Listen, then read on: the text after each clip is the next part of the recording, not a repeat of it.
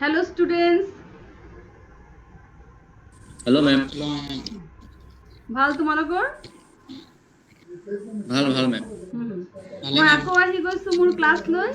আজি হৈছে 27th July 2021, time হৈছে 11:30 to 12:30, ক্লাছ হৈছে 4th semester major, টপিক হৈছে হাৰ্টক কমিটি, পেপাৰ হৈছে education in pre independent India, paper 401। Pranab, তোমাক মই জনাই থওঁ তুমি আজি আহিছা। আমাৰ পেপাৰ ষ্টাৰ্ট হৈছে 4th সেমিষ্টাৰৰ 401, education in pre independent India. এতিয়া 401 চলি আছে 4th সেমিষ্টাৰৰ, আৰু সেই পেপাৰৰ মই লৈছো ইউনিট 4।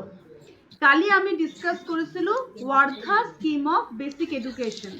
আজি আমি ডিসকাস কৰি আছো হাৰ্টক committee report.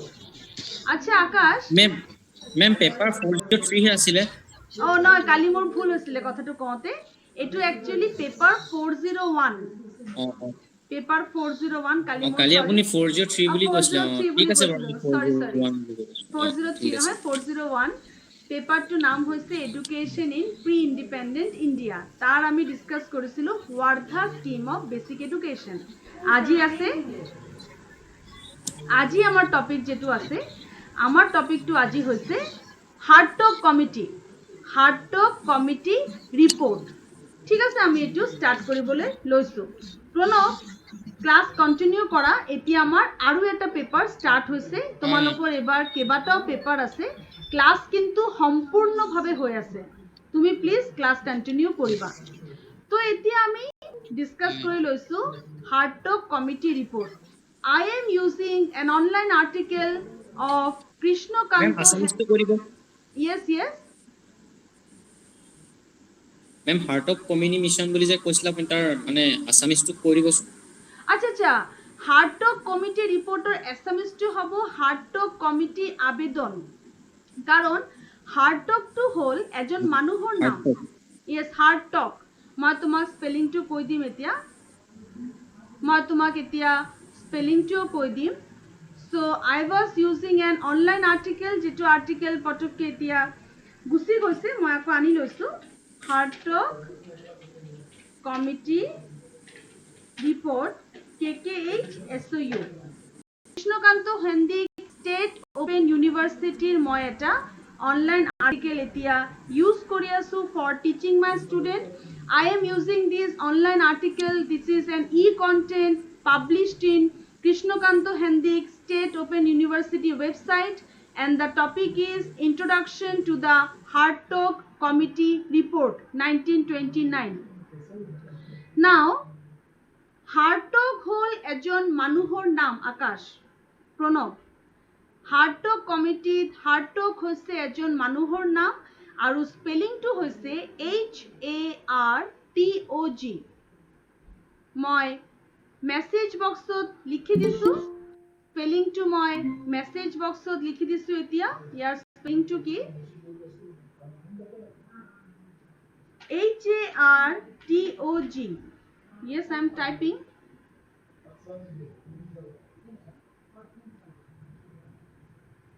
Okay, I am trying to type.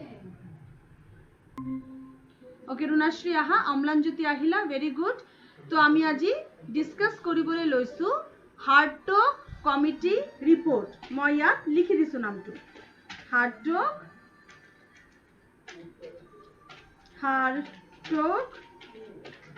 Committee report, HARTOG, Hartog committee report.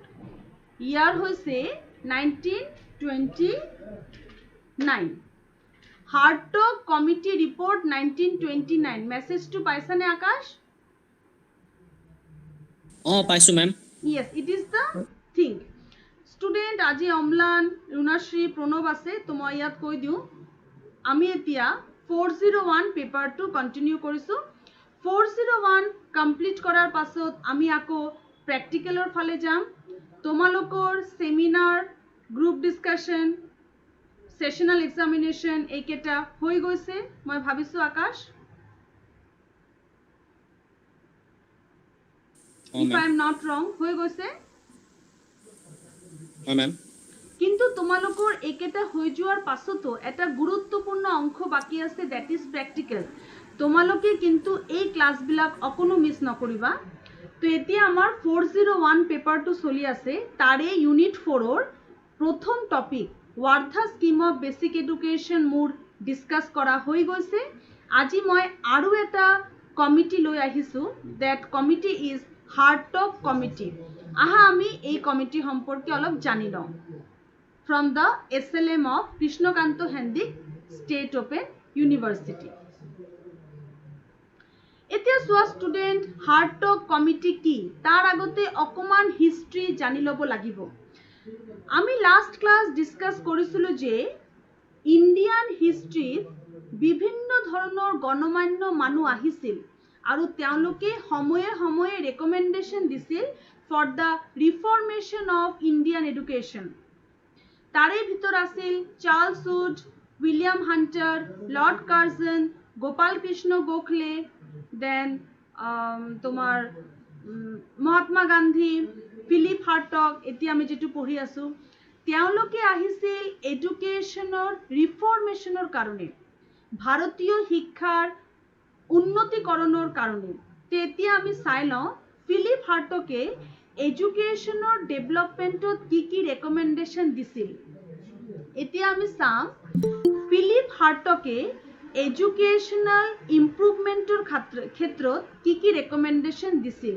Dipshikha, আমি এটা নতুন পেপাৰ পঢ়ি আছোঁ, পেপাৰ 401, তাৰে ইউনিট 4টো মোৰ পঢ়িছে। তাৰ এটা টপিক অলৰেডি ডিছকাছ কৰা হৈ গৈছে ইউনিট 4ৰ।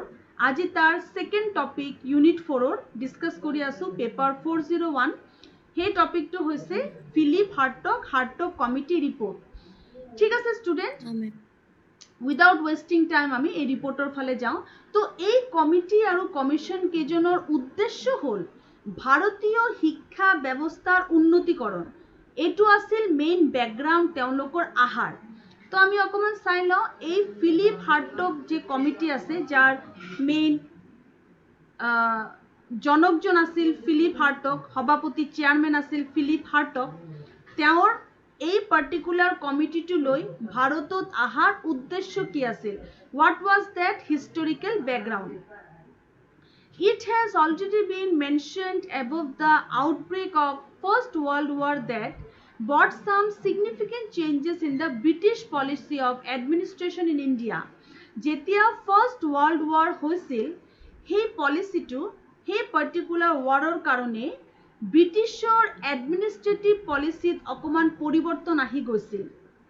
ভাৰতত ব্ৰিটিছৰ যিটো অধিকাৰ আছিল, ব্ৰিটিছৰ যিটো ৰাজত্ব আছিল, তেওঁলোকৰ যিটো এডমিনিষ্ট্ৰেটিভ ছিষ্টেম আছিল, তাত পৰিৱৰ্তন আহি গৈছিল যেতিয়া প্ৰথম বিশ্বযুদ্ধ হৈছিল।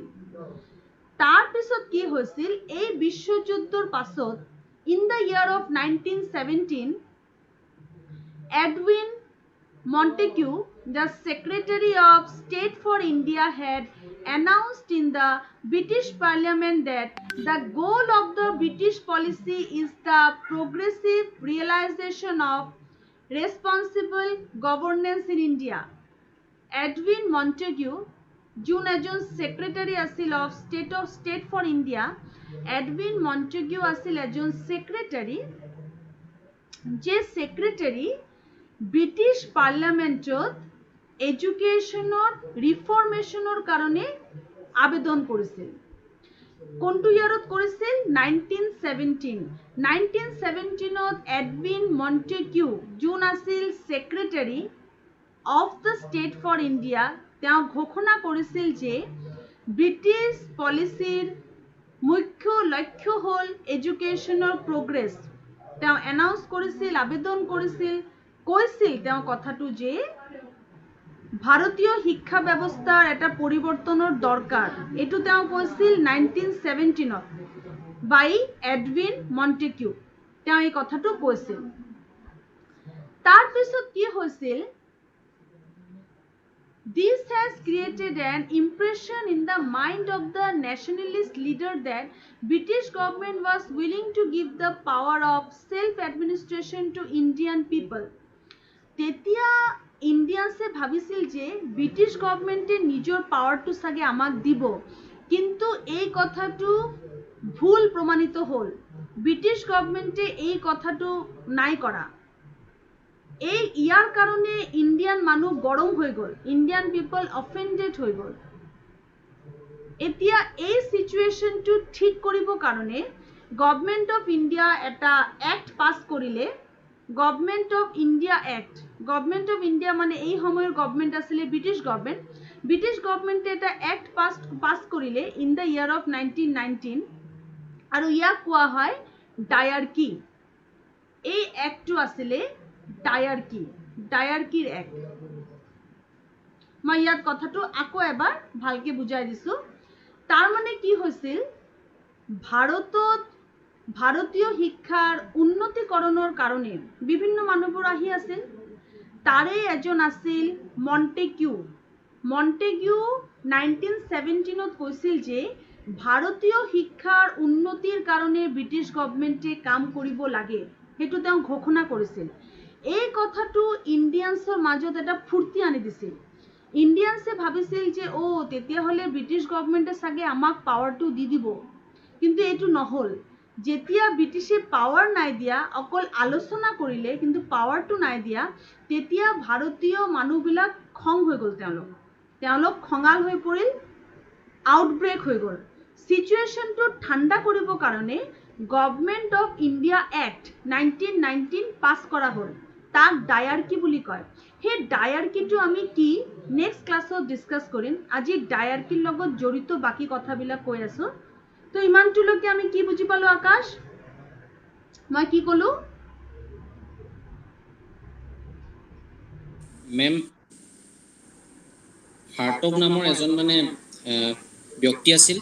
তেওঁ ভাৰতীয় শিক্ষা উন্নতি কৰাৰ ওপৰত মানে জোৰ দিছিল, আৰু এডউইন মণ্টেগু আছিল তাৰ ছেক্ৰেটাৰী 1917। আৰু তেওঁ মেম ভাৰতীয় শিক্ষা উন্নতিৰ কাৰণে যাতে ব্ৰিটিছ চৰকাৰে কাম কৰে তাৰ ওপৰত তেওঁ গুৰুত্ব দিছিল।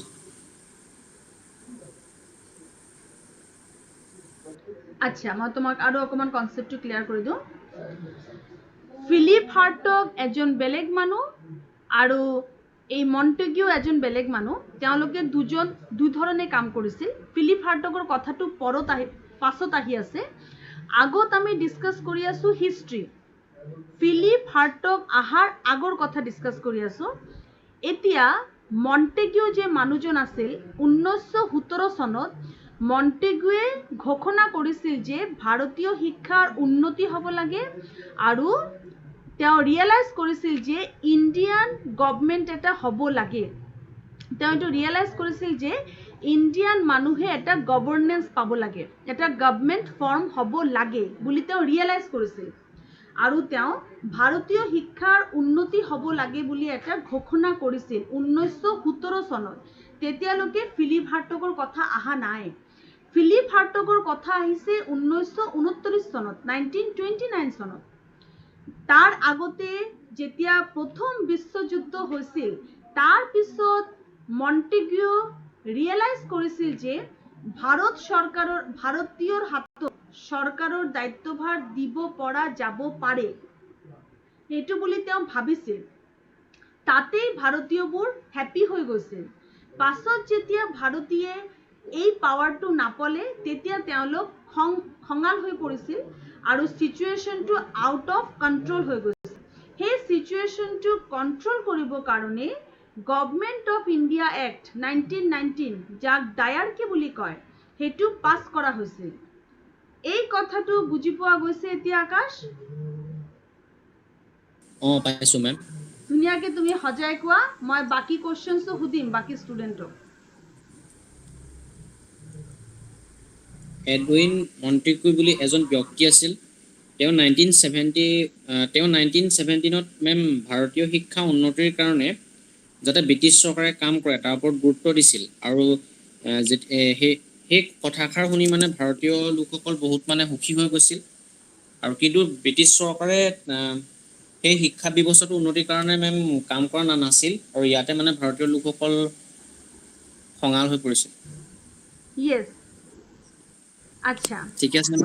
য়েছ খঙাল হৈ পৰিছিল আৰু তাৰপিছত কি হৈছে যেতিয়া খঙাল হৈ পৰিছিল তেতিয়া তেওঁলোকক ঠাণ্ডা কৰিবৰ কাৰণে এডুকেশ্যন আণ্ডাৰ ডায়াৰ্কি তাৰমানে এডুকেশ্যনক ভাগ কৰি দিয়া হ'ব এনেকুৱা ধৰণৰ এটা ডায়াৰ্কি 1919 চনত বনোৱা হৈছিল। এতিয়া এই ডায়াৰ্কিত কি লিখা আছে সেইটো আমি নেক্সট ক্লাছত পঢ়িম। এই ডায়াৰ্কি যেতিয়া পাছ হৈ গ'ল মানুহ কিন্তু হেপী নহ'ল। এই ডায়াৰ্কি পাছ হোৱাৰ পাছতো Indian people they were not happy. তেতিয়া গভৰ্ণমেণ্টে কি কৰিলে ফিলিপ হাৰ্টগ বুলি এজন মানুহক এপইণ্ট কৰিলে। ফিলিপ হাৰ্টগ তেওঁৰ নাম আছিলে ফিলিপ হাৰ্টগ তেওঁক এপইণ্ট কৰা হ'ল। তেওঁ কিয় এপইণ্ট হৈছিল তেওঁ ভাৰতীয় শিক্ষাৰ বিভিন্ন দিশবিলাক চালি জাৰি চাবৰ কাৰণে তেওঁক এপইণ্ট কৰা হৈছিল। To see the various aspects of education in India and to give its suggestion for its overall improvement. ভাৰতীয় শিক্ষাৰ বিভিন্ন দিশবোৰ চাবলৈ আৰু অভাৰঅল ইম্প্ৰুভমেণ্টৰ কাৰণে এজন মানুহ আহিছিল। কোনটো ইয়াৰত আহিছিল 1929 আৰু তেওঁৰ নামটো আছিল ফিলিপ হাৰ্টগ আৰু তেওঁ বনোৱা কমিটিৰ নাম আছিল হাৰ্টগ কমিটি। এতিয়া আমি লাহে লাহে হাৰ্টগ কমিটিৰ ৰিপৰ্টটো পঢ়িম। তাৰ আগতে মোক প্ৰণৱ কোৱা হাৰ্টগ কমিটিৰ মেইন চেয়াৰমেন কোন আছিল? Philip Hartog. Philip Hartog. Philip Hartog কোনটো ইয়াৰত আহিছিল? 1929। 1929 ভেৰি গুড। আৰু তেওঁ কিয় আহিছিল প্ৰণৱ? ভাৰতত চলি থকা বিভিন্ন বিষয়বস্তু সম্পৰ্কে জানিবলৈ আৰু তাৰ ওপৰত এটা প্ৰতিবেদন দিবলৈ। ভাৰতীয় একচুৱেলি শিক্ষাৰ ভাৰতীয় স্বাধীনতাৰ ওপৰত নহয় তেওঁ ভাৰতীয় শিক্ষাৰ উন্নতিৰ কাৰণে বিভিন্ন ধৰণৰ ৰেকমেণ্ডেশ্যন আগবঢ়াইছিল। এতিয়া আমি ৰেকমেণ্ডেশ্যন কেইটা চাম। তাৰ আগতে এটা কথা কওঁ ফিলিপ হাৰ্টগ এনেকুৱা এজন মানুহ আছিল যে মানুহজনে ভাৰতীয় শিক্ষাৰ সমস্যাবিলাক গুৰিৰ পৰা চাইছিল আৰু তেওঁ এটা কনচেপ্ট আমাক দিছিল তাক কোৱা হয় ৱেষ্টেজ এণ্ড ষ্টেগনেশ্যন।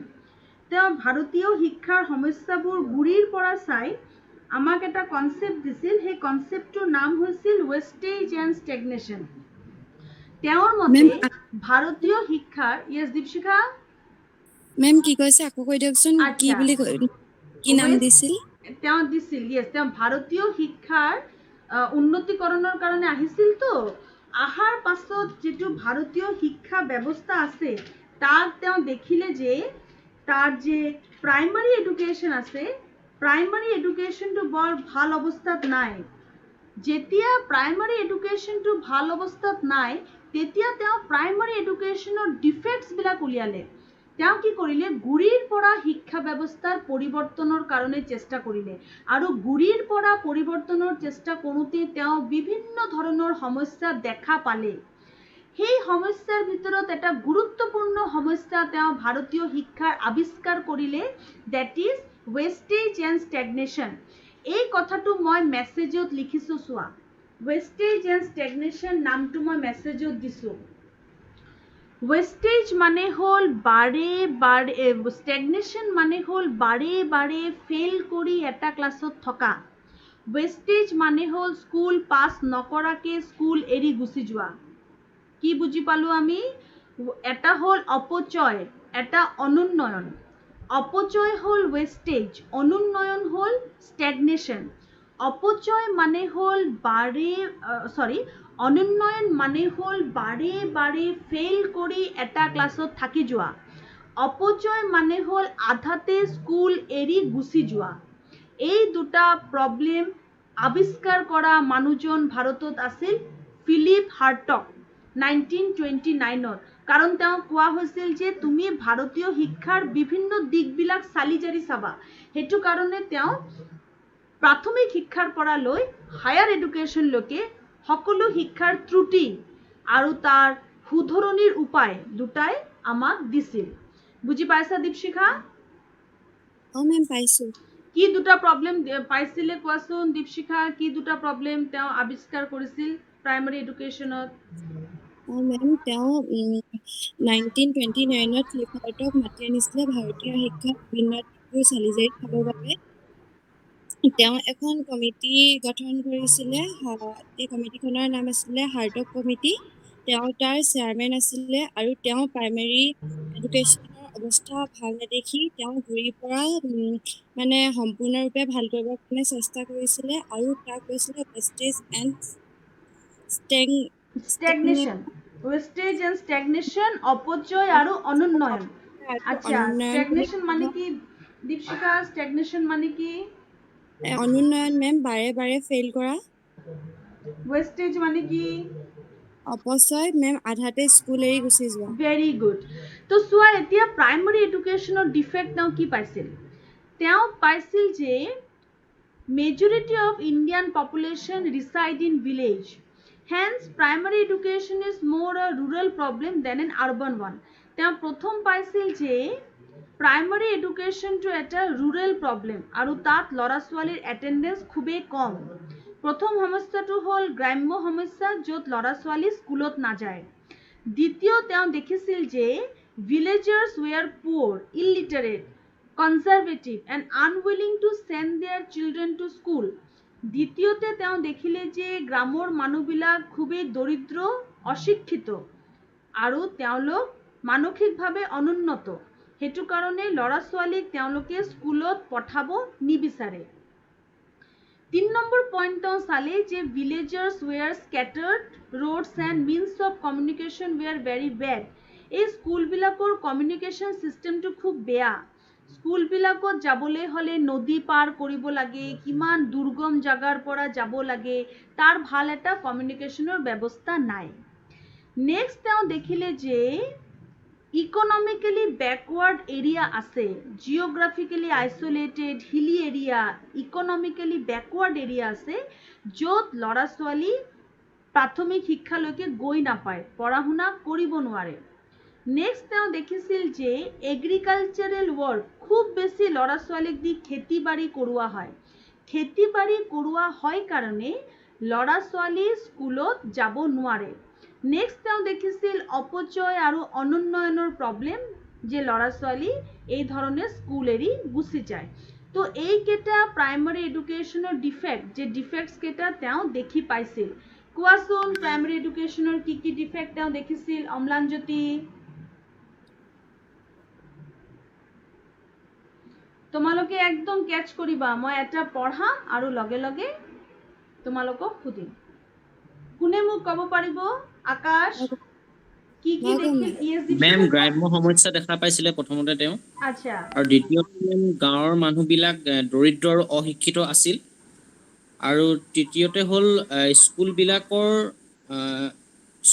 স্কুলবিলাকৰ মেম যোগাযোগৰ পদ্ধতিটো বেয়া আছিল। ইয়েছ, আৰু চতুৰ্থতে হ'ল ইকনমিকেলি বেকৱাৰ্ড এৰিয়া তেওঁ দেখা পাইছিল। আৰু খেতি বাতিৰ ওপৰত বেছি। তাৰপিছত হ'ল ল'ৰা ছোৱালীক মানে খেতি বাতিত বেছিভাগ মানে তেওঁলোক মগ্ন আছিল। Yes, very good Dipshikha and Akash, very good. তোমালোকৰ ৰেছপন্সটো খুব ভাল লাগিছে। তো এইকেইটা হ'ল ডিফেক্টছ অফ এডুকেশ্যন।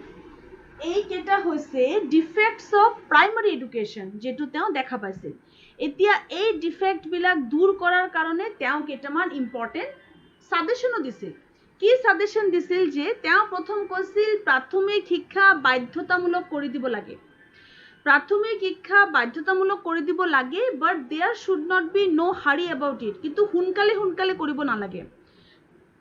পৰিৱেশ পৰিস্থিতি চাই ল'ব লাগে আৰু পৰিৱেশ পৰিস্থিতি চাই প্ৰাথমিক শিক্ষা বাধ্যতামূলক কৰি দিব লাগে। 2 নম্বৰ তেওঁ কৈছিল কোৱালিটি ডেভেলপমেণ্ট। প্ৰাথমিক শিক্ষাৰ কোৱালিটিৰ ওপৰত গুৰুত্ব দিব লাগে। বিভিন্ন প্ৰাইমেৰী স্কুলত থকা table, chair, desk, library, laboratory, hostel, playground, এই যে ৰিচোৰ্চ আছে, ৰিচোৰ্চবিলাকৰ উন্নতি কৰিব লাগে। নেক্সট তেওঁ কৈছিল সময়, ডিউৰেশ্যন। প্ৰাথমিক শিক্ষাৰ ডিউৰেশ্যন 4 বছৰ হ'ব লাগে। ক্লাছ 1 to 4 4 বছৰ হ'ব লাগে। টাইম টেবিল, তেওঁ টাইম টেবিলৰ ক্ষেত্ৰত কৈছে যে টাইম টেবিলটো স্কুলৰ পৰিৱেশ, লোকেল এৰিয়াৰ পৰিৱেশ হিচাপে সময়োপযোগী হ'ব লাগে।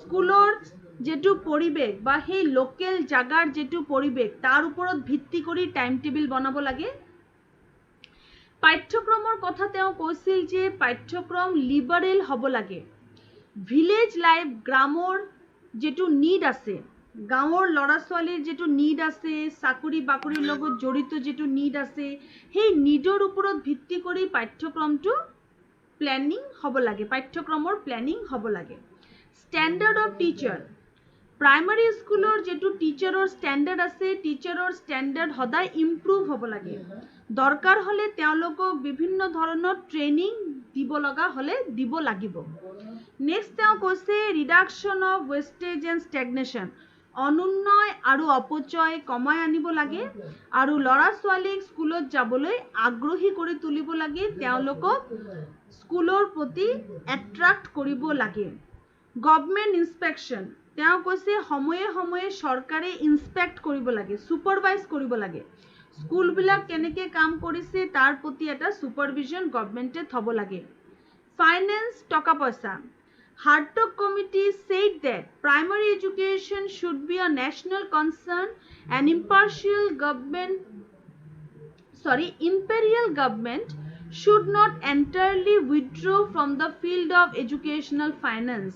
It should provide necessary funds to meet financial deficiencies in the interest of India. Yes, তেওঁ কৈছিল যে এই যে ব্রিটিশ লেজিসলেটিভ কাউন্সিল আছে ব্রিটিশ গভর্নমেন্ট আছে সম্পূর্ণকে হাত দাঙি দিব নালাগে ফাইনান্সিয়াল সাপোর্ট ব্রিটিশ গভৰ্নমেন্টৰ পৰা আহি থাকিব লাগে তো এইকেইটা কথা তেওঁ কৈছিল প্ৰাথমিক শিক্ষাৰ উন্নতিৰ কাৰণে प्राथमिक शिक्षा बाध्यतामूलक हब लागे गुणगत मानदंड उन्नत हब लागे प्राइमारी स्कूलर टाइमिंग 4 बছर हब लागे टाइम टेबल स्कूलर बा ए पार्टिकुलर विलेजर सिस्टेमर उपरत निर्भर करी बनाब लागे पाठ्यक्रम नमनीय हब लागे गाँवर नीड एबिलिटी लड़ा छोৱালীৰ इंटरेस्टर उपरत निर्भर करी बनाब लागे टीचारर स्टैंडार्ड ভাল হ'ব লাগে তেওঁলোকক সময়ে সময়ে ট্ৰেনিং দিব লাগে ৰিফ্ৰেছাৰ কোৰ্স জাতীয় ট্ৰেনিং অপচয় অনুন্নয় কমাই আনিব লাগে আৰু ষ্টুডেন্টক ক্লাছৰ প্ৰতি আগ্ৰহী কৰিব লাগে সময়ে সময়ে গভৰ্নমেন্ট সুপাৰভাইজ কৰিব লাগে আৰু গভৰ্নমেন্টে দৰকাৰ হলে স্কুলৰ উন্নতিৰ কাৰণে টকা পয়সাও দিব লাগে তেতিয়া হলে প্ৰাইমাৰী এডুকেশনৰ উন্নতিৰ কাৰণে কি সাজেশন দিছিল কোৱা ষ্টুডেন্ট প্ৰাথমিক শিক্ষা বাধ্যতামূলক কৰিব লাগে পৰিৱেশ আৰু পৰিস্থিতি সাপেক্ষে ভেৰি গুড কোৱালিটি ডেভেলপমেন্ট মানে গুণগত মানদণ্ড উন্নত কৰিব লাগে 4 বছৰ হ'ব লাগে যিটো বয়স 4 বছৰ হ'ব লাগে স্কুলৰ সময় বা পৰিৱেশ মানে যিটো সময় টাইমিং হ'ব লাগে হেতু হে ঠাইখনৰ ওপৰত ভিত্তি কৰি কৰিব লাগে নীড অৰ্থাৎ মানে প্ৰয়োজনীয়তাৰ ওপৰত ভিত্তি কৰি পাঠ্যক্ৰমবোৰ প্ৰস্তুত কৰিব লাগে উপযুক্ত শিক্ষক সিলেক্ট কৰি ট্ৰেইনিঙৰ ব্যৱস্থা কৰিব লাগে অপচয় আৰু অনুন্নয়নৰ হাৰ কমাব লাগে আৰু গভৰ্নমেন্টে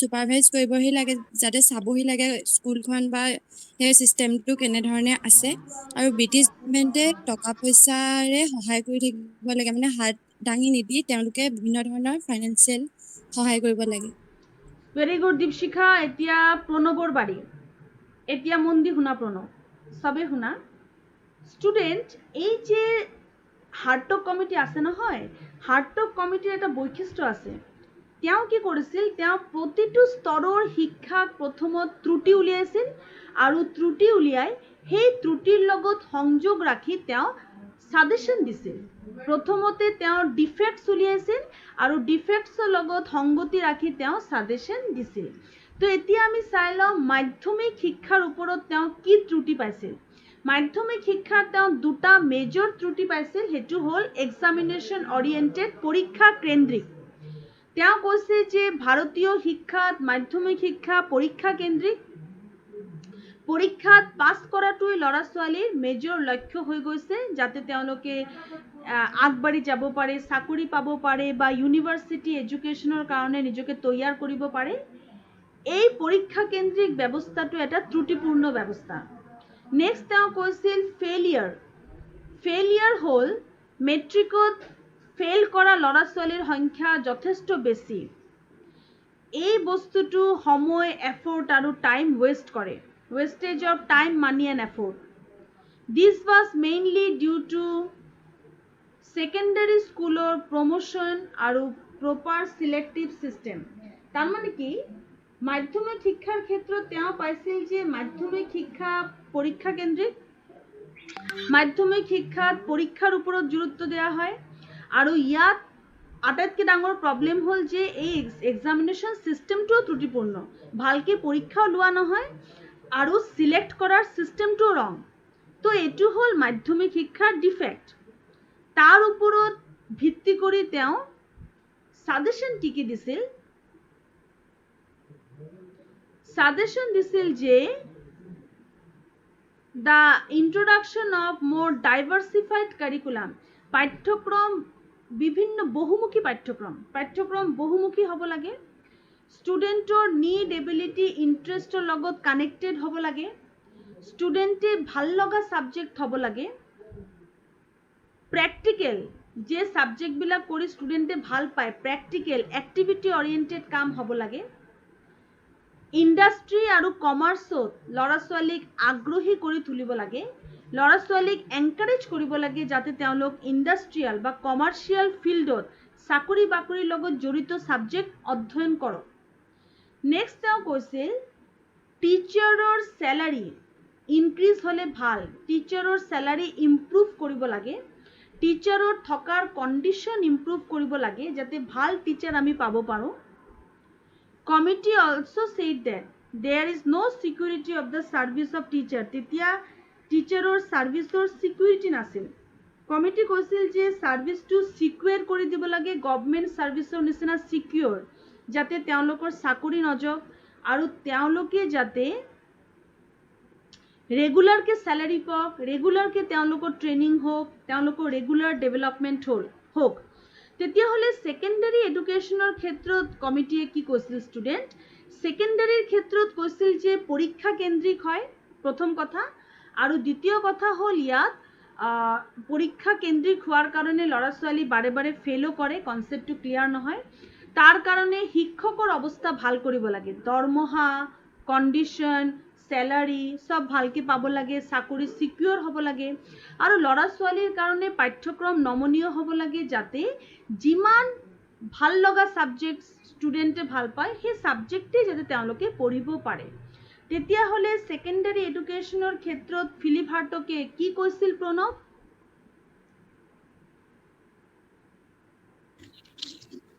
মেম প্ৰথম আছিলে ত্ৰুটিকেইটা হৈছে ছেকেণ্ডাৰী এডুকেশ্যনৰ প্ৰথম আছিলে পৰীক্ষা কেন্দ্ৰিক, মাধ্যমিক শিক্ষা পৰীক্ষা কেন্দ্ৰিক আৰু ই ফেইলিয়াৰ বেছি মেট্ৰিক অৱস্থাত বেছিভাগ ছাত্ৰ ছাত্ৰীয়ে সেই সময়ত ফেইল কৰা দেখা পোৱা গৈছিল, সেইকাৰণে সেই মাধ্যমিক ছিষ্টেমটো বহুত ত্ৰুটিপূৰ্ণ আছিল। সেইবাবে ফিলিপ হাৰ্টকে মাধ্যমিক শিক্ষা কমিটিৰ কিছুমান পৰামৰ্শ দিছিল। সেইসমূহ আছিল মাধ্যমিক শিক্ষা পাঠ্যক্ৰমত বহুমুখী অন্তৰ্ভুক্ত কৰিব লাগে, যাৰ জৰিয়তে ছাত্ৰ ছাত্ৰীয়ে কাৰিকৰী, বাণিজ্যিক আৰু ঔদ্যোগিক ক্ষেত্ৰত অন্তৰ্ভুক্ত হ'বলৈ আগ্ৰহী হয়। তাৰপিছত শিক্ষকসকলৰ গুণগত মানদণ্ড উন্নত কৰাৰ লগতে তেওঁলোকৰ দৰমহা, চাকৰি আদি ছিকিউৰ হ'ব লাগে আৰু ছাত্ৰ ছাত্ৰীয়ে যাতে ভাল লগা বিষয়বস্তু পঢ়িব পাৰে তাৰ প্ৰতি গুৰুত্ব দিব লাগে। Very good. তো এইটো আছিল ছেকেণ্ডাৰী এডুকেশ্যনৰ ক্ষেত্ৰত থকা তেওঁ দিয়া ৰেকমেণ্ডেশ্যন। এতিয়া আমি চাম হায়াৰ এডুকেশ্যনৰ ক্ষেত্ৰত তেওঁ কি কৈছিল, এণ্ড এতিয়া টাৰ্ণ পাল পৰিছে আকাশৰ। হায়াৰ এডুকেশ্যনৰ ক্ষেত্ৰত ফিলিপ হাৰ্টকে কি কৈছিল? ফিলিপ হাৰ্টকে হায়াৰ এডুকেশ্যনত কি কি ডিফেক্ট চাইছিল? তেওঁ চাইছিল যে হায়াৰ এডুকেশ্যনৰ ষ্টেণ্ডাৰ্ডটো ল' হয়, পুৱাৰ কোৱালিটি, পুৱাৰ কালচাৰ, ল' হয়, ইয়াৰ কোৱালিটি ভাল নহয়, ৰিচাৰ্চৰ ওপৰত গুৰুত্ব দিয়া নহয়। হায়াৰ এডুকেশ্যনৰ যিটো পাৰ্পছ, যে ল'ৰা ছোৱালীৰ ৰিফ্লেক্টিভ থিংকিং ডেভেলপ হওক, ইণ্টেলেকচুৱেল থিংকিং ডেভেলপ হওক, প্ৰব্লেম চলভিং নেচাৰ ডেভেলপ হওক, এই ধৰণৰ যিটো পাৰ্পছ আছে এই উদ্দেশ্যৰ ওপৰত গুৰুত্ব দিয়া হোৱা নাই। অভাৰ ক্ৰাউডিং মানে ষ্টুডেণ্টক ইউনিভাৰ্চিটিত সুযোগ দিয়া, যোগ্যক নহয়, যোগ্য ল'ৰা ছোৱালী সুযোগ পাব লাগে, কিন্তু সিলেকশ্যনৰ চিষ্টেমটো ভাল নোহোৱাৰ কাৰণে অতিৰিক্ত ল'ৰা ছোৱালীক এডমিশ্যন দিয়া হয়। নেগলেক্ট অফ অনাৰ ছাবজেক্ট, মেজৰ ছাবজেক্টক নেগলেক্ট কৰা হয়।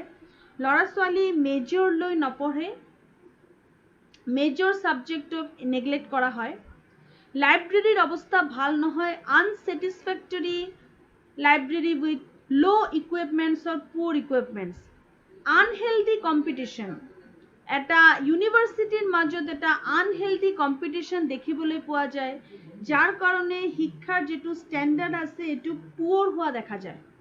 তো হায়াৰ এডুকেশ্যনৰ কাৰণে হায়াৰ এডুকেশ্যনত ডিফেক্টছ কেইটা তেওঁ পাইছিল যে গুণগত মানদণ্ড পুৱৰ আছিল, উদ্দেশ্যকেইটা এচিভ কৰাটো ইয়াত পচিবল হোৱা নাই, উদ্দেশ্যবিলাক এচিভ কৰাৰ ওপৰত গুৰুত্ব দিয়া হোৱা নাছিল। আৰু উদ্দেশ্য কি হ'ব লাগে? ইউনিভাৰ্চিটিৰ উদ্দেশ্য হ'ব লাগে ৰিফ্লেক্টিভ থিংকিং ডেভেলপ কৰা, কালচাৰ ভেলিউ ইম্বাইব কৰা, ষ্টুডেণ্টৰ ইণ্টেলেকচুৱেল গ্ৰ'থ কৰা, এইবিলাকৰ ওপৰত ফেইল হৈছিল, এইবিলাক এচিভ কৰাত ফেইল হৈছিল। ইউনিভাৰ্চিটিৰ ষ্টুডেণ্টৰ সংখ্যা বেছি আছিল, অনাৰ্ছ ছাবজেক্টক নেগলেক্ট কৰা হৈছিল, লাইব্ৰেৰী ফেচিলিটি ভাল নাছিল, আৰু ইউনিভাৰ্চিটিৰ মাজত এটা আনহেল্ডি কম্পিটিশ্যন আছিল। তো এই ডিফেক্টছ কেইটা পোৱা গৈছিল।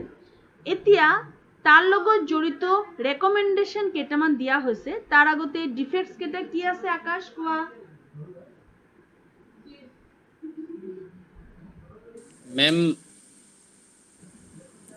মেম হায়াৰ এডুকেশ্যনৰ ক্ষেত্ৰত তেওঁ যিখিনি মানে ত্ৰুটিখিনি কৈছিলে সেইখিনি হ'ল মেম এডুকেশ্যন কোৱালিটিটো মানে প'ৰ আছিলে, আৰু ছেকেণ্ডটো হ'ল ৰিচাৰ্চৰ ওপৰত মানে গুৰুত্ব দিয়া নহৈছিল, আৰু থাৰ্ডটো হ'ল যিটো চিলেকশ্যন চিষ্টেমটো ভাল নহৈছিল, আৰু ফ'ৰ্থটো হ'ল মেজৰ ছাবজেক্টত গুৰুত্ব দিয়া নহৈছিল, আৰু ফাইভটো হ'ল ইউনিভাৰ্চিটি ষ্টুডেণ্টৰ সংখ্যা বেছি আছিল, আৰু তাৰ 6 নম্বৰটো হ'ল লাইব্ৰেৰী চিষ্টেমটো আটাইতকৈ মানে বেয়া আছিল। আচ্ছা, থেংক ইউ ছ' মাচ আকাশ। এতিয়া আমি পঢ়িম হাৰ্টক কমিটিয়ে ইয়াৰ লগত জড়িত ৰেকমেণ্ডেশ্যন কি কি দিছে। তেওঁ কৈছে যে unitary as well as teaching universities, তেওঁ কৈছে যে ইউনিভাৰ্চিটি এনেকুৱা হ'ব লাগে য'ত টিচিঙৰ লগে লগে ডেভেলপমেণ্টৰ ওপৰতো গুৰুত্ব দিয়া হয়। The committee recommended the establishment of affiliated universities along with unitary residential and teaching universities, keeping in view the great demand of higher education in India. It admitted that the standard of education in the affiliated colleges of these universities would be poorer than in the teaching universities, but under the circumstances affiliated colleges alone could meet the demand for higher education. Affiliated colleges alone could not meet the demand of higher education of the people. tar mane ki koise affiliated university, governmental university, residential university aru affiliated college establish koribo lage jihetu higher educationor demand ase. Next hol appointment of teacher, more productive teacher with lots of training facilities should be appointed. Teachers or appointment hobo lage. Honors subject, major subject er oporot gurutto dibo lage. For employment, technical education ba vocational education er oporot gurutto dibo lage. Secondary এডুকেশ্যনৰ ষ্টেণ্ডাৰ্ডটো বঢ়াব লাগে যাতে ভাল ভাল ল'ৰা ছোৱালী higher এডুকেশ্যনত এডমিশ্যন পাওক। এডমিশ্যন ৰেষ্ট্ৰিক্টেড কৰিব লাগে আৰু অকল চিলেকশ্যনৰ ওপৰত বেছ কৰি এডমিশ্যন দিব লাগে। Library, central library well equipped হ'ব লাগে, ৱেল ইকুইপড চেণ্ট্ৰেল লাইব্ৰেৰী হ'ব লাগে। এডমিনিষ্ট্ৰেটিভ ছাৰ্ভিচত এক্সামিনেশ্যন চিষ্টেমটো ভাল হ'ব লাগে, ডিপাৰ্টমেণ্টেল এক্সামিনেশ্যন ল'ব লাগে যিবিলাক ল'ৰা ছোৱালী এডমিনিষ্ট্ৰেটিভ ছাৰ্ভিচত যাব বিচাৰিছে। ইউনিভাৰ্চিটি ৱৰ্ক তাক ইম্প্ৰুভ কৰিব লাগে। মানে এজ এ হোল কি কৈছিলে, এজ এ হোল কৈছিলে যে ইউনিভাৰ্চিটি এডুকেশ্যনৰ ষ্টেণ্ডাৰ্ড ডেভেলপ কৰিব লাগে, ল'ৰা ছোৱালীক এনে এডমিশ্যন দি দিব নালাগে, তাৰ কাৰণে পৰীক্ষা পাতিব লাগে, কোৱালিটি ডেভেলপ কৰিব লাগে, লাইব্ৰেৰী ফেচিলিটি ভাল কৰিব লাগে, শিক্ষকৰ যিটো এপইণ্টমেণ্ট আছে সেই এপইণ্টমেণ্টটো তেওঁলোকৰ কোৱালিটিৰ ওপৰত বেছ কৰি হ'ব লাগে আৰু তেওঁলোকে ভাল কণ্ডিশ্যন বা ছাৰ্ভিচ ফেচিলিটি পাব লাগে। এইকেইটা আছিল হায়াৰ এডুকেশ্যনৰ ওপৰত দিয়া তেওঁৰ ৰেকমেণ্ডেশ্যন। দীপশিখা কি কৈছিল হায়াৰ এডুকেশ্যনৰ কথা? মেম টিচিঙৰ লগতে মানে ডেভেলপমেণ্টৰ ওপৰত লাগে, টিচাৰক ট্ৰেইন কৰিব লাগে আৰু যিবোৰ আমাৰ মেজৰ বিষয়ৰ ওপৰত গুৰুত্ব দিব লাগে। তাৰপিছতে আছিলে চিলেকশ্যনৰ ওপৰত ভিত্তি কৰি অৰ্থাৎ পৰীক্ষা পাতিব লাগে, ডিপাৰ্টমেণ্টে এক্সাম লাগে, এক্সাম চিষ্টেমটো লগতে পুথিভঁৰালৰ ব্যৱস্থা ভাল কৰিব লাগে। ভেৰি গুড, তোমালোকৰ কি ধুনীয়াকৈ চব পঢ়া হৈ গৈছে। হাৰ্ট কমিটি ক্লাছ এটেণ্ড কৰিলে কি হয় ষ্টুডেণ্ট, নলেজ ক্ৰিয়েট হয়, কনফিউশ্যন দূৰ হয়। তোমালোকৰ চোৱাটো এতিয়া কি ধুনীয়া কনফিউশ্যনটো ক্লিয়াৰ হৈ গৈছে। সেইবিলাক বস্তু গুৰুত্বপূৰ্ণ নহয়? আচ্ছা, সদায় ক্লাছ কৰিবা। এতিয়া চোৱা ষ্টুডেণ্ট, মহিলা শিক্ষা উইমেন এডুকেশ্যনৰ কাৰণে হাৰ্টকে কি কৈছে? হাৰ্টকে দেখিছে যে উইমেন এডুকেশ্যন ভাল নহয়। There is a discrepancy exists between the education of boys and girls.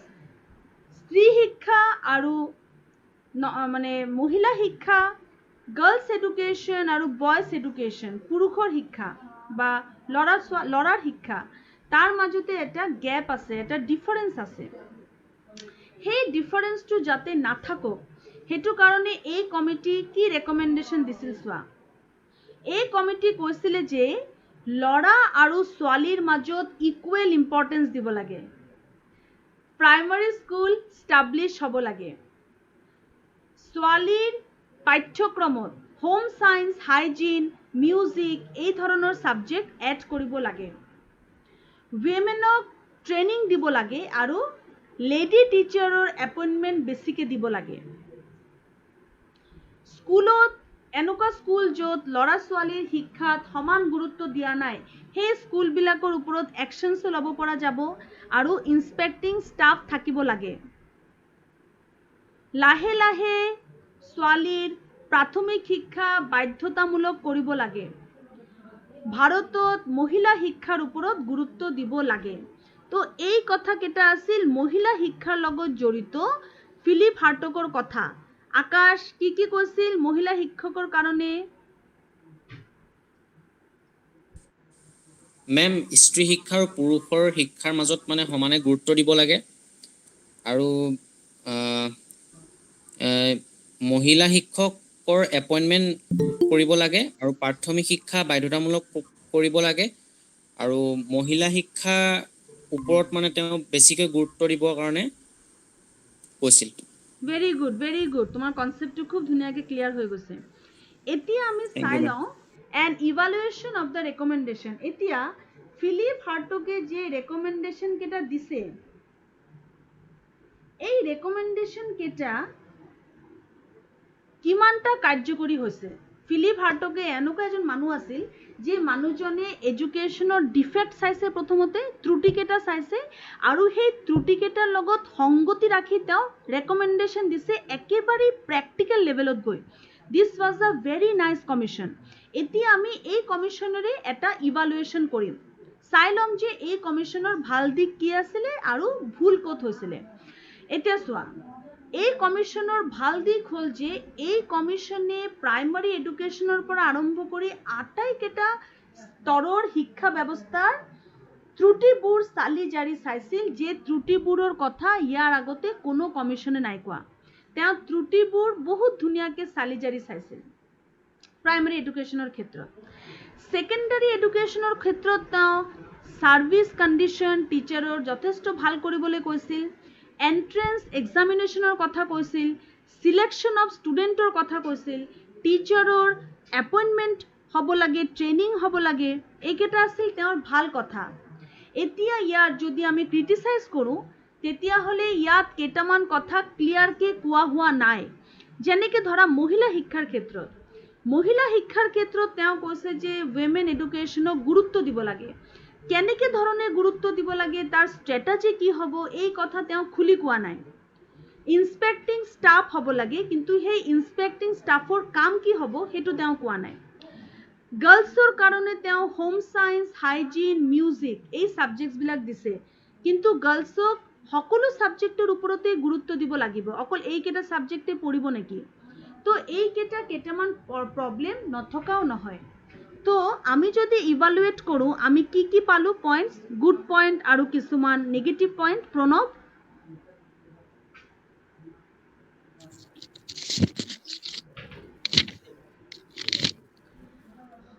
Ma'am প্ৰথম প্ৰাথমিক অৱস্থাত তেওঁ বিভিন্ন সমস্যাসমূহ চালি জাৰি যায় ইয়াৰ অপচয় আৰু অনুন্নয়নৰ বিষয়সমূহ দাঙি ধৰিছিল।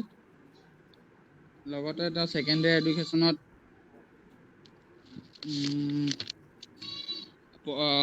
পৰীক্ষা বহুমুখী শিক্ষা কথা উল্লেখ কৰিছিল আৰু ছেকেণ্ডেৰী উচ্চ শিক্ষা তেওঁ শিক্ষাৰ্থীৰ মানদণ্ড উন্নত কৰাৰ কথা কৈছিল আৰু স্ত্ৰী শিক্ষাৰ তেওঁ বিশেষভাৱে গুৰুত্ব প্ৰদান কৰিছিল আৰু তেওঁ স্ত্ৰীসকলক গাৰ্হস্থ্য বিজ্ঞান লগতে বিভিন্ন মেম ভালদৰে বুজি নাপালো, এইটো অলপ বুজাই দিব। মই তোমাক কথাটো বুজাই দিছোঁ। তাৰমানে তেওঁ প্ৰাথমিক, মাধ্যমিক, উচ্চ শিক্ষাৰ ক্ষেত্ৰত দিয়া পইণ্টছ কেইটা ঠিকে আছে। স্ত্ৰী শিক্ষাৰ ক্ষেত্ৰত তেওঁ যে কৈছে যে তোমাৰ স্ত্ৰী শিক্ষাৰ ক্ষেত্ৰত তেওঁ এডুকেশ্যনটো ডেভেলপড হ'ব লাগে, স্ত্ৰী শিক্ষা পাব লাগে, স্ত্ৰীবিলাকক ইকুৱেল ইম্পৰ্টেঞ্চ দিব লাগে, ষ্টাফ ট্ৰেইনিং ফেচিলিটি দিব লাগে, মোৰ প্ৰাইমাৰী স্কুল ষ্টাব্লিছ হ'ব লাগে, বয়জ এণ্ড গাৰ্লছক ইকুৱেল এডুকেশ্যন দিব লাগে। এই কথাকেইটা ঠিকে আছে, কিন্তু কেনেকৈ কৰিব লাগিব সেই কামটো তেওঁ খুলি কোৱা নাই। সেইটো হ'ল এটা ত্ৰুটিপূৰ্ণ দিশ এই পাৰ্টিকুলাৰ কমিশ্যনৰ। চবে বুজি পাইছা? পাইছো মেম। আকাশ, পাইছো মেম। প্ৰণৱ, পাইছো মেম। দীপশিখা? আচ্ছা, এতিয়া আমি লাষ্ট ফালে আহি গৈছোঁ। এই ৰেকমেণ্ডেশ্যনৰ ফলস্বৰূপে কি হ'ল? এই যে ৰেকমেণ্ডেশ্যন তেওঁ দিছিলে তাৰ কাৰণে ভাৰতৰ কি কি উন্নতি হ'ল চোৱা। এই ৰেকমেণ্ডেশ্যন দিয়াৰ কাৰণে গভৰ্ণমেণ্টে ষ্টেপ বাই ষ্টেপ কোৱালিটেটিভ ইম্প্ৰুভমেণ্ট কৰিবলৈ ধৰিলে। 1937ত মহাত্মা গান্ধীয়ে ফিলিপ হাৰ্টগৰ এই ৰেকমেণ্ডেশ্যনৰ ওপৰত ভিত্তি কৰি বুনিয়াদী শিক্ষাৰ কথা ক'লে, য'ত ফিলিপ হাৰ্টগে কৈছিলে ফ্ৰী আৰু কম্পালচাৰী প্ৰাথমিক এডুকেশ্যন হ'ব লাগে, প্ৰাইমাৰী এডুকেশ্যন কম্পালচাৰী হ'ব লাগে। ফিলিপ হাৰ্টগৰ সেই কথাৰ ওপৰত ভিত্তি কৰি ৱাৰ্ধা গান্ধীজী ৱাৰ্ধা স্কিমত একেটাই কথা কৈছিলে। তাৰপিছত তোমাৰ নাম্বাৰ অফ স্কুল ষ্টাব্লিছ কৰা হৈছিল, কণ্ডিশ্যন ৰেজ কৰা হৈছিল। ফ্ৰম 7,530 স্কুলৰ পৰা 1921-22ত 13,056 স্কুল হৈ গৈছিল, আৰু 7,530 স্কুল আছিল 1921-22ত। আৰু ফিলিপ হাৰ্টগৰ ৰেকমেণ্ডেশ্যনৰ পাছত স্কুলৰ সংখ্যা বাঢ়ি গ'ল 36-37 চনত বাঢ়ি গ'ল 13,000ত, 13,056 হৈ গ'ল। ষ্টুডেণ্টটো ডাবল হ'ল, কিন্তু কমিটিয়ে যিটো ৰেকমেণ্ডেশ্যন দিছিলে যে ডিফেক্টছ কেইটা কি আছে, এই ডিফেক্টছ কেইটাৰ ওপৰত কিন্তু কাম কৰা নগ'ল। সেই ডিফেক্টছ কেইটাৰ ওপৰত একচুৱেলি কাম নহ'ল, খালি স্কুলৰ সংখ্যাই বৃদ্ধি হ'ল। তো এইটো আছিল ফিলিপ হাৰ্টগ কমিটি ৰিপৰ্ট। নাও ষ্টুডেণ্ট, এই যে পাৰ্টিকুলাৰ কমিটিটো আছে বা তোমালোকে যে এতিয়া এই কমিটিজবিলাক পঢ়ি আছা, মই তোমালোকৰ এই আটাইকেইটা ইউনিটৰ ওপৰত কুৱেশ্যনছ দিম। তোমালোকক গুগল ক্লাছৰুমত তোমালোক সোমাই আছা ষ্টুডেণ্ট? আছো মেম।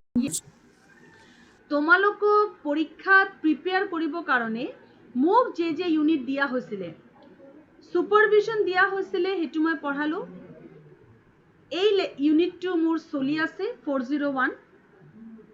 তাৰ পিছতে দিয়া হৈছে তোমাৰ আৰু কেইটামান প্ৰেক্টিকেল দিয়া হৈছে, প্ৰেক্টিকেল কৰোৱা হৈছে। এই যে তোমালোকক ইউনিট কেইটা আমি পঢ়াই আছো বা মই যে পঢ়াই আছো, মই মোৰ ইউনিটৰ প্ৰশ্ন দিম এতিয়া। তোমালোকে যাতে ফাইনেলৰ কাৰণে প্ৰিপাৰেশ্যন ল'ব পাৰা, তাৰ ওপৰত ভিত্তি কৰি মই তোমালোকক এটা কুৱেশ্যন বেংক বনাই দিম। তোমালোকে সেই প্ৰশ্নবিলাকৰ উত্তৰ চাবা। কোনো প্ৰশ্নৰ উত্তৰ তুমি যদি নোপোৱা মোক জনাবা, মই তোমাক সহায় কৰি দিম। তোমালোকে এই কুৱেশ্যন বেংকটো গুগল ক্লাছৰুমত পাবা, মই আপলোড কৰিম। গুগল ক্লাছৰুম তোমালোকে সোমাই আছে চাগে গুগল ক্লাছৰুমত? মই সবকে সোমাইছিলোঁ। So ma'am. Yes. এই ক্লাছৰুমতে তুমি মোৰ আটাইকেইটা ভিডিঅ' প্লাছ মই পঢ়োৱা ইউনিটৰ আটাইকেইটা কুৱেশ্যনছ, ইয়াৰ কুৱেশ্যন কিমান চনৰ পৰা কি কুৱেশ্যন আহিছে, আটাইকেইটা কুৱেশ্যন কম্পাইল কৰি মই গুগল ক্লাছৰুমত দি দিম। যেবিলাক ইয়াৰ কুৱেশ্যন একেবাৰেই নতুন, যেবিলাক তুমি ধৰা 19-20, 19-20 সেইবিলাকতো ইজি পাবলৈ, পুৰণাবিলাক মই ধুনীয়াকৈ কম্পাইল কৰি এটা বনাইছোঁ। সেই কুৱেশ্যনছবিলাক মোৰ ইউনিটৰ মই গুগল ক্লাছৰুমত আপলোড কৰি দিম। নেক্সট ক্লাছত আমি আৰু এটা কমিটি ডিছকাছ কৰিম আৰু এই পাৰ্টিকুলাৰ ইউনিট হৈ যোৱাৰ পাছত মই আকৌ প্ৰেক্টিকেলৰ ফালে যাম। Thank you students for attending the class. আৰু আকাশ, তুমি আজি পাহৰি নাযাবা, আজি ক্লাছৰ এটেণ্ডেঞ্চটো তুমি লৈ লোৱা ঠিক আছে মেম, আৰু গ্ৰুপত লৈ দি লৈছোঁ। দিয়া। Thank you for attending. মই আকৌ নেক্সট ক্লাছত তোমালোকক লগ পাম। ৰুটিন মতে যে ক্লাছ আছে সেই ক্লাছত মই আহিম। আৰু মই যদি ভাবিছোঁ যে না কোৰ্চটো অকণমান বাকী আছে, মই এটা এক্সট্ৰা ক্লাছ ল'ব বিচাৰিছোঁ, মই তোমালোকক আগতীয়াকৈ জনাই দিম ৰাতি। তোমালোকে হোৱাটছআপ গ্ৰুপটো চাই থাকিবা। ঠিক আছে দীপশিখা, হ'ব মেম, ঠিক আছে। প্ৰণৱ, আকাশ, ঠিক আছে? ঠিক আছে মেম, ঠিক আছে। ঠিক আছে মেম। ঠিক আছে, তুমি গ্ৰুপত দি দিয়া।